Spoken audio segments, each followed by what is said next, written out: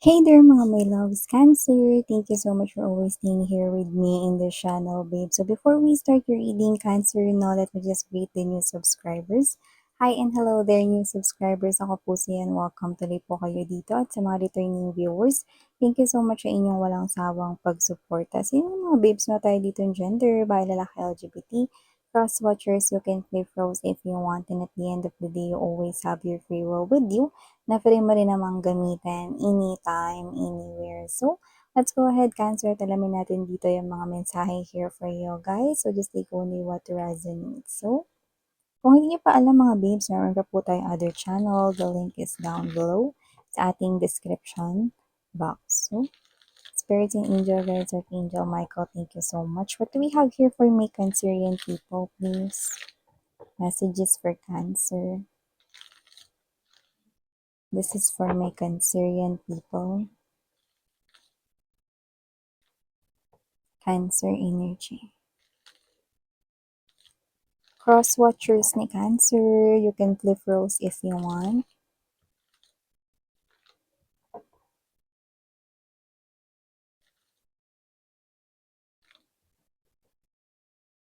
Okay, so let's go ahead and check these messages here for ya, guys. But let me do the honor first ng pag-lean ng ating energy sa ating table first. You have here the Knight of Swords energy. Knight of Cups. Ace of Wands. Ace of Cups. Two aces. Two new beginnings. Two of Swords. Page of Cups. Page of Coins energy. Iba sa inyo, pwedeng may anak na kayo, single mom, single dad, but doesn't have to be. May lumalabas ritong bata. Moon card energy, Page of Pentacles. Bottom of the deck, we have here the Strength card, Lovers, and the Four of Wands energy. Yan o. Meron siguro ditong bagong kasal, excuse me, no, na nag-a-adjust pa lang, no, yan, no, or nagsisimula pa lang kayo rito, no, sa isang home, buhay mag-asawa, buhay ng pagsasama together, iba naman na magka-live-in, yan, nagsimula na kayo magsama.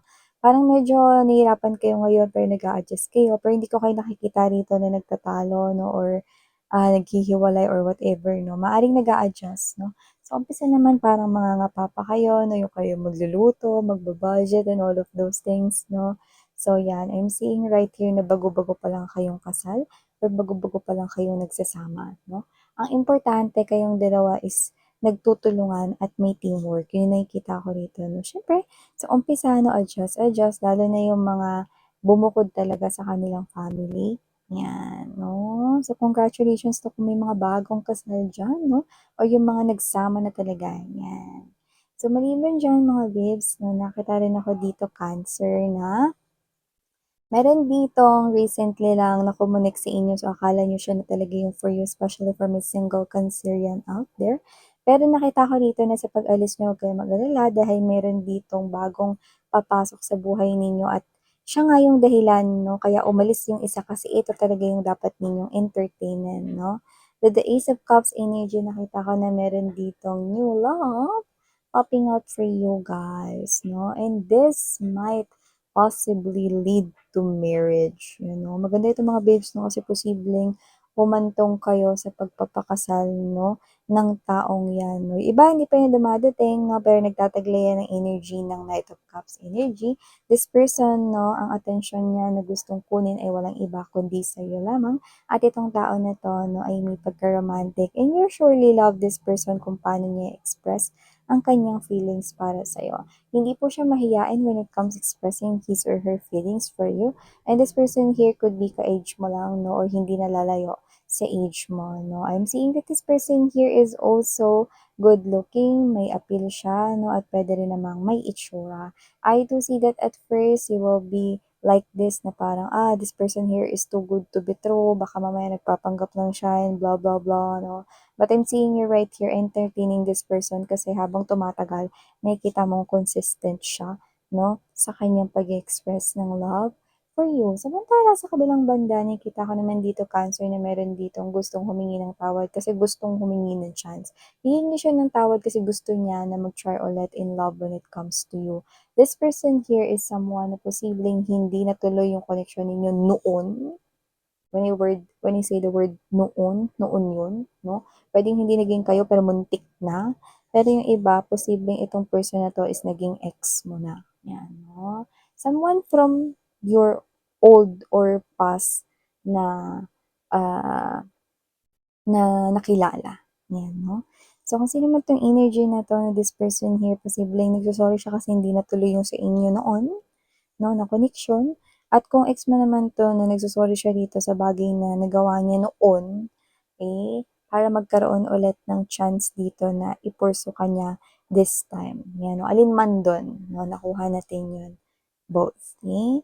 So, I do see that this person here is still in love with you and this person here could be wanting another chance with you. Pero syempre, sabi ko nga sa inyo, you have your own free will. Kaya, okay, kayo bahala, no, Cancer, kung pauunlakan niyo ba yan or hindi.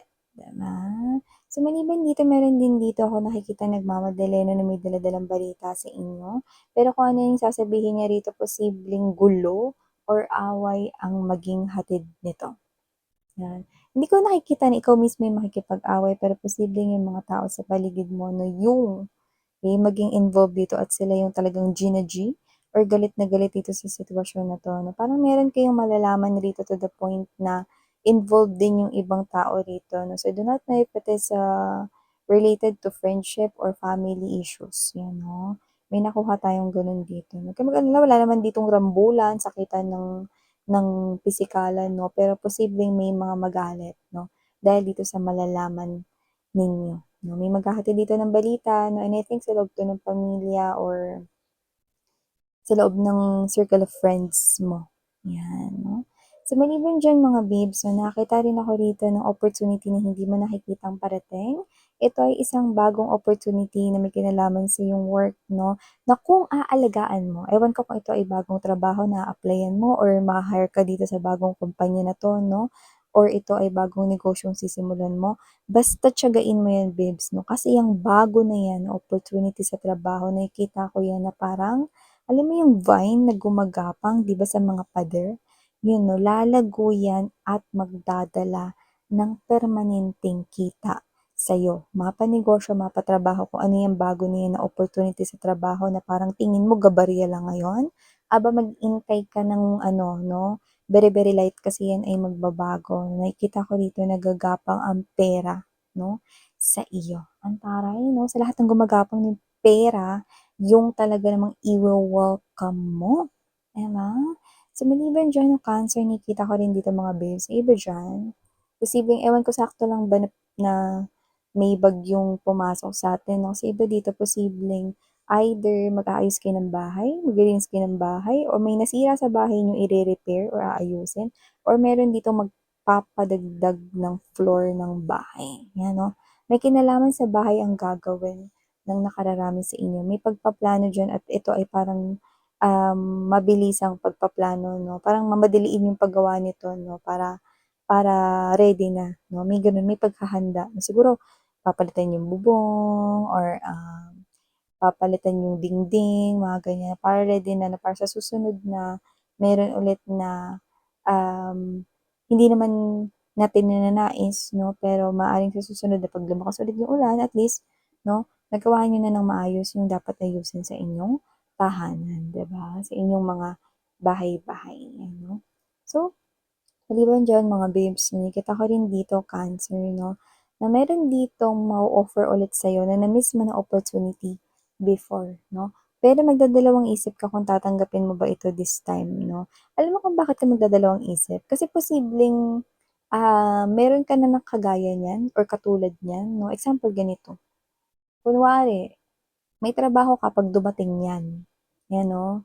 At hindi mo naman puwedeng pagsabayin 'yan kasi nakikita mo nakakain 'yan ng oras 'no, or ikaw ito na, ano, aalis ba ako dito sa trabaho ko ta's ito yung iga-grab ko. Parang example lang 'yun ha, may gano'n 'no. In short, parang na-miss mo na 'yan na opportunity before, ihahain ulit 'yan sa'yo, ipapakita 'yan sa'yo ngayon, pero posibleng magdalawang isip ka. Kasi maaaring meron ka pang isa pa na kahawig niyan, 'yan 'no, may gano'n, 'yan 'no. Example kunwari ganito, nagpunta ka sa mall 'no, yung cellphone na tinitingnan mo is naka-sale, mga ganyan 'no, pero may cellphone ka pa. Bibili ka ba o hindi? No, matagal mo nang gusto yung cellphone na yun. May mga gano'n. No, example, yun yung pinakamababaw na example na naisip ko, no, para mas makita natin yung iba pang anggulo nito. Diba? Basta gano'n, mga babes, no?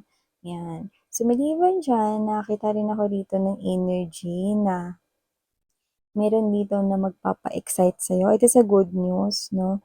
Na dahil dito parang gaganahan ka, parang little pleasure ito, no? Simple joys in life, no? Na parang gaganahan ka na gawin yung mga dapat mong gawin everyday, no? Para mas nakangiti at masaya ka everyday. No, example nito na parang pwede kong ibigay is kunwari ganito, no? May bagong lipat na kapitbahay, eh ang pogi niya. Or ang ganda niya 'no. Eh, ikaw na tamad na gumising sa umaga 'no, nasilayan mo pagbukas mong pintong gano'n 'no, nakita mo na siya agad na siya yung unang bungad sa'yo na tuwing umaga. So, parang ikaw 'to na tinatamad ka everyday or na gumising or bumangon 'no, ng mabilis, pero 'pag nakita mo siya na parang excited ka pa 'no, na alam mo 'yun 'no, gumising, ang ganda ng view 'no, yung mga gano'n.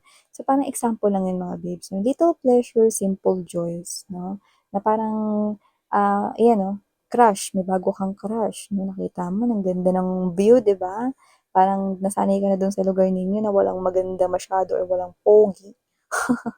Example lang yun, ta's may kapitbahay kayong bagong lipat 'no, ganda ng ano, eh, 'no, ng bungad sa'yo na araw-araw gusto mo ng mag-exercise, lumabas 'no, kunwari sporty ka kahit hindi, yung mga ganyan.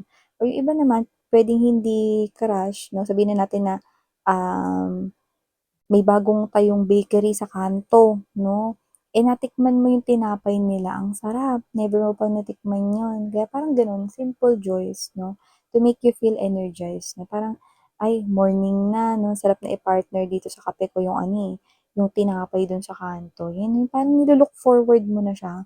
Paggising mo sa umaga 'no, ang sarap ng tinda nilang mga tinapay dun, mga gano'n. So maliban diyan mga babes 'no, sina ko yung mga example so that mga babes na makaano kayo, makakuha kayo ng ideya kung anong ibig ko sabihin, 'yan 'no. So, maliban diyan, Cancer, nakita rin ako dito ng kompetisyon 'no, pero hindi ko naman nakikita na nakikipagkompetensya ka. Sila, oo. So, hindi ko alam kung may kaparehas ka bang negosyo or ikaw ba 'to na may naiinggit sa'yo sa trabaho, 'yan 'no. Parang dito, parang meron ditong laging gusto makipagkompetensya sa'yo, "Ay, ako na lang boss, ako na gagawa niyan, huwag mo na ibigay kay Cancer." 'Yan, yung mga bida-bida, hindi naman sila si Javi. Pero bida-bida sila. May mga gano'n na energy tayong nakita rito, Cancer 'no. Parang meron ditong ano, sumisingit 'no, umiepal, yung nakikita ko rito 'no. So, parang kunwari yung trabaho ibibigay sa'yo, pero magpepresenta siya, "Ay ako na lang boss, ako na lang kasi malapit na ako matapos dito sa mga ginagawa ko." Yung mga gano'n 'no. So, I think puwede na rin nating tawagin yun as competition or rivalry 'no. Kasi parang yung energy niya kasi is nasa sa'yo, eh. Okey, medyo may mga malaking portion ng energy niyang nasa sa'yo, kumakapit sa'yo. So, ibig sabihin more likely mas may focus siya sa'yo instead of focusing with your other colleagues. Ibig sabihin possible na meron siya ritong competition or feeling niya nakikipagkompetensya siya sa'yo, 'yan 'no.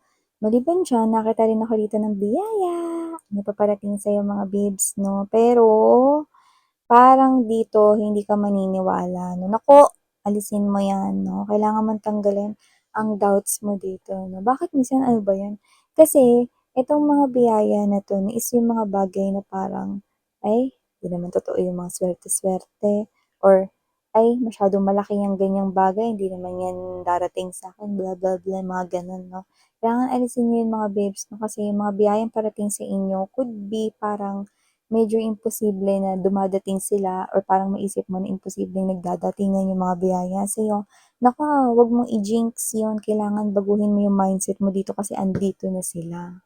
Yan oh, parating na sila 'no, as quick as possible. Puwedeng hindi sila sabay-sabay pero itong mga biyaya na 'to 'no, is sunod-sunod na darating sa'yo. Yan 'no. At nakakita ko dito ng possible options when it comes to your love life 'no. Meron dito, hindi yun magre-resonate para sa lahat, pero meron dito 'no, na dalawang energies na posibleng magkagusto sa'yo at may options ka when it comes to love. Yung isa, posible meron na yun na anak. single mom, single dad, no? That doesn't have to be the case. Pero may lumalabas kasi dun na bata. So, posibleng high chance. Hindi ko masabi na pamangkin niya lang yun kasi parang nakita ko that it's more likely bloodline. So, posibleng anak niya talaga yun, you know? Yung isa, single, no? Pero yung isa, no, may anak, you know? Ikaw bahala mga babes, no? Kasi dun mo pagbabasihan, no, sa ugali, kung paano mo siya makikilala, personality, behavior, yan, no? So, it's really up to you. You have here options when it comes to love. At hindi yun for everybody. Okay? I'm just picking up more likely few of my viewers right here na isa sa mga magiging options ninyo when it comes to love no, is yun nga. Okay? So yeah, there you go. These are all the messages we've got right here from my Cancerian people out there. Thank you so much for your time here, babe. Mali ako po sa yan. If you're interested in making tambay din with my other channel, link is down below in the description box. Thank you so much and sarang hayo. Love in light.